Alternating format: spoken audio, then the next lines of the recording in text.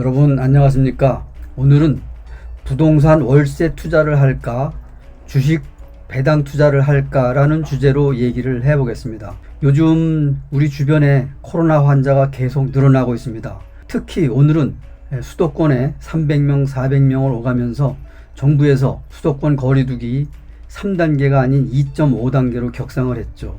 그러다 보니까 음식점, 또 헬스장, 목욕탕 등이 지금 이제 폐쇄가 되는 그런 단계에 와 있습니다.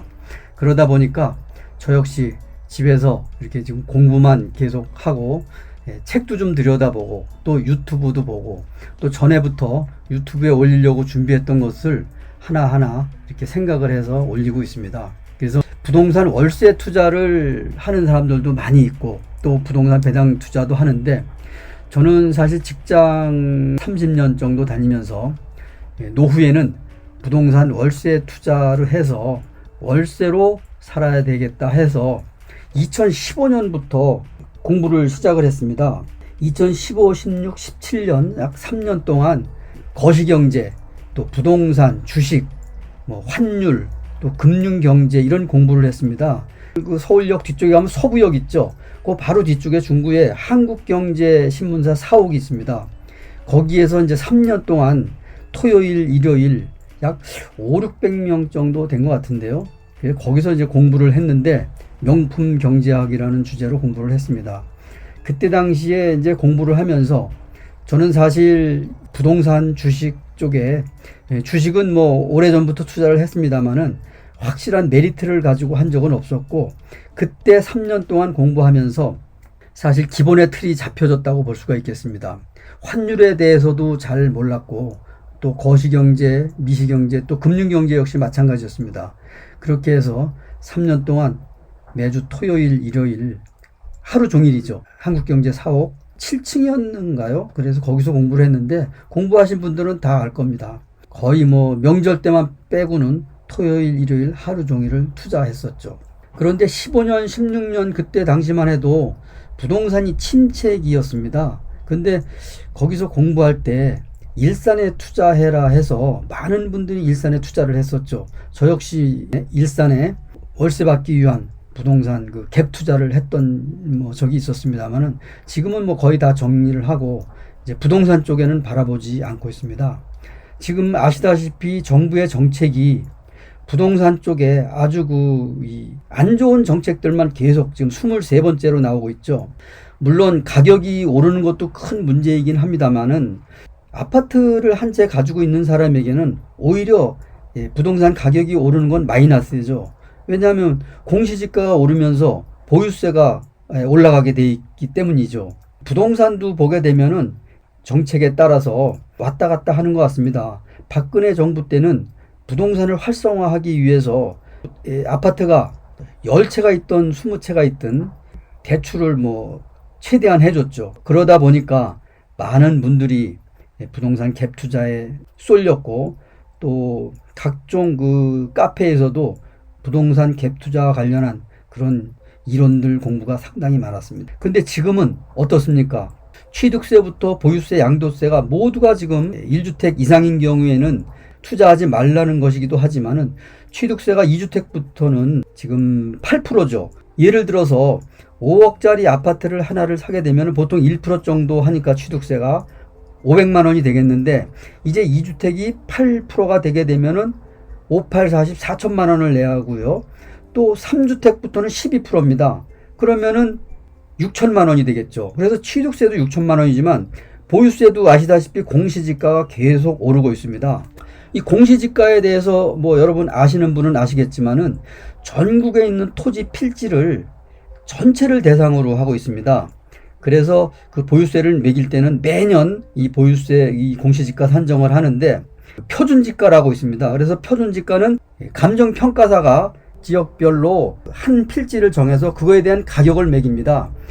도로와 얼마나 접했는지, 또는 상가와 거리가 어떻게 되는지, 환경은 어떤지, 이런 걸 모든 것을 봐서 표준지 공시지가를 매기게 되는데, 이 감정평가사들도 대부분 그 거래 가격을 많이 참고를 합니다. 그러다 보니까 인근의 부동산 업소에 다니면서 실거래가 얼마에 됐는지 이렇게 해서 표준지를 대입을 하고, 이 표준지 공시지가가 이제 나오게 되면은 이것을 가지고 각 개별 필지의 공시지가를 산정하는데, 예를 들자면 표준지가 하나 있으면은 가까운 곳에 있는 표준지를 써야 되겠죠.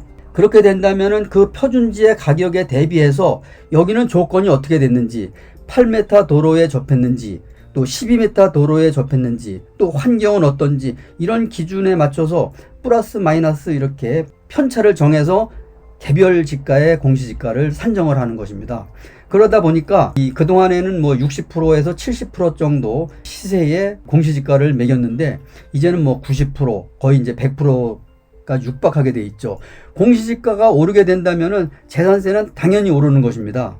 그렇게 된다면은 아파트를 가지고 있는 분들은 가만히 있다가 재산세만 올리는 그런 효과가 되기 때문에 부동산 가격이 오르는 것이 결코 좋은 일만은 아니다 하는 그런 생각도 제가 들고요.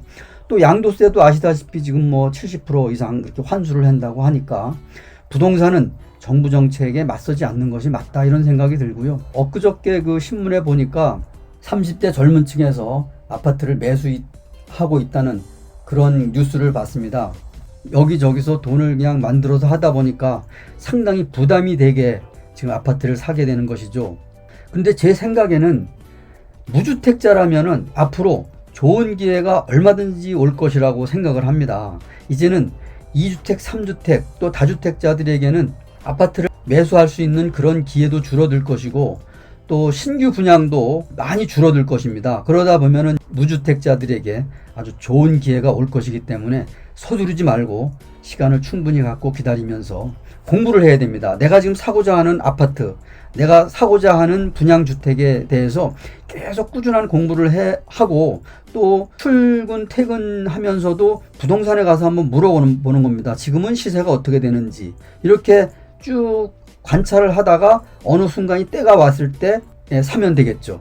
그래서 이 앞으로 부동산 정책은 물론 정부에 따라서 다르긴 하겠습니다만은 이렇게 그 무주택자에게 좋은 기회가 오니까 서두르지 말고 꾸준히 공부하시면서 기회를 보시면 좋겠다는 그런 생각이 들고요. 저도 부동산 월세 투자를 생각을 했었는데 지금은 정부 정책이 전세대출 제도가 상당히 좋아지면서 월세가 잘 안 나가고 있죠. 그러다 보니까 전세대출로 가니까 월세로다 해서 노후 준비를 하는 사람들에게는 아주 안 좋다는 그런 생각이 들고요. 그리고 이제 주식 배당 투자에 대해서도 한번 얘기를 해볼 텐데요. 제가 15년부터 17년까지 이제 공부를 하면서 바로 옆자리에서 공부하던 분이 부동산 중개사 분이 한 분 계셨습니다. 지금 동국대학교 인근 장충동에서 현재 공인중개사를 개업 공인중개사로 이제 활동을 하고 계신데, 장충동에서 공인중개사는 대부분 동국대학교 학생들을 상대로 한 단독주택 월세가 제일 많습니다. 그러다 보니까 1월, 2월하고 또 2학기가 시작되는 7월경이 가장 호황이라고 합니다. 그때는 정말 눈코 뜰 새 없이 바쁜데요. 동국대학교 학생들이 이제 신규 입학을 하고 또 새 학기를 맞으면서 월세 주택을 이제 구하는 것이죠.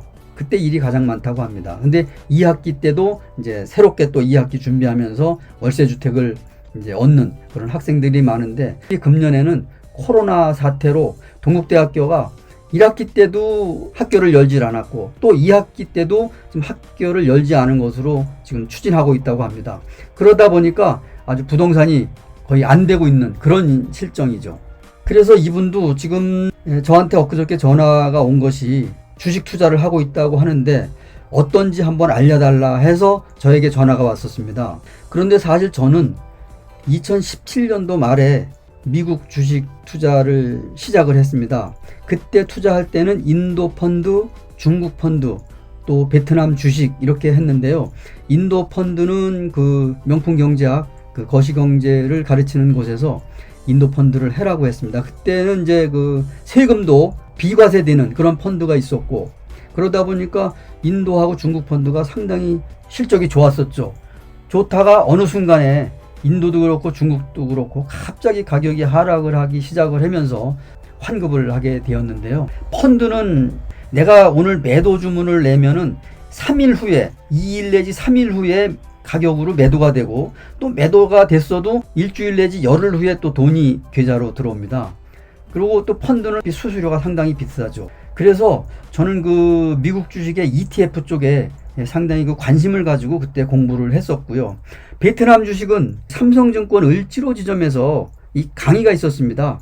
해외 주식 특강이라고 해서. 그래서 저도 이제 거기 가서 공부를 하는데 베트남 주식에 대해서 강의를 해서 그때 좀 샀다가 결국은 지금 거의 뭐 베트남 주식이 반토막이 났었죠. 제가 갔을 때는 베트남 주식이 한 1년 이상 계속 지속 상승했던 것 같습니다. 그래서 저는 그 마지막 끝차를 탔고, 또 사실 그분들이 추천하는 것들이 베트남의 1등 주식이긴 했는데 가격이 너무 많이 내렸죠. 전 세계 시장에서 베트남 주식은 0.1%도 안 됩니다. 또 우리나라 주식도 마찬가지예요. 지금 1% 내외가 되겠고, 미국 주식이 한 25%에서 30% 정도 되고, 유럽이 15% 될 테고, 그다음에 이제 일본 주식 이렇게 나가는데 미국 주식이 규모가 상당히 큽니다. 그러다 보니까 미국으로 쏠린 그런 눈들이 상당히 많다고 볼 수가 있겠고요. 또 주식 공부를 계속하면서 이제 주식에 전념을 하게 됐죠. 그리고 2017년도 하반기에 제가 그 강남역에서 해외 주식 투자 특강을 또 들었습니다. 그때 당시에 가격이 3, 40만 원 정도 이렇게 그 특강을 했는데, 그때는 이제 부동산과 주식 이렇게 지금 이제 나눠서 일요일 날 강의를 했습니다. 그래서 가서 저도 강의를 들었는데 사실 20대, 30대 젊은 층들이 상당히 많았습니다. 제가 미국 주식을 보면서 깜짝 놀란 것이, 지난 영상에서도 보시면 알겠지만은 그래프를 보고 놀랐습니다. 우상향하는 꾸준한 그래프를 보고 정말 미국 주식이 이렇구나 이렇게 생각을 해서 미국 주식에 투자를 하게 되었던 것이죠. 시간이 많이 지나서 여기서 끊고 다시 2탄으로 이어서 하겠습니다.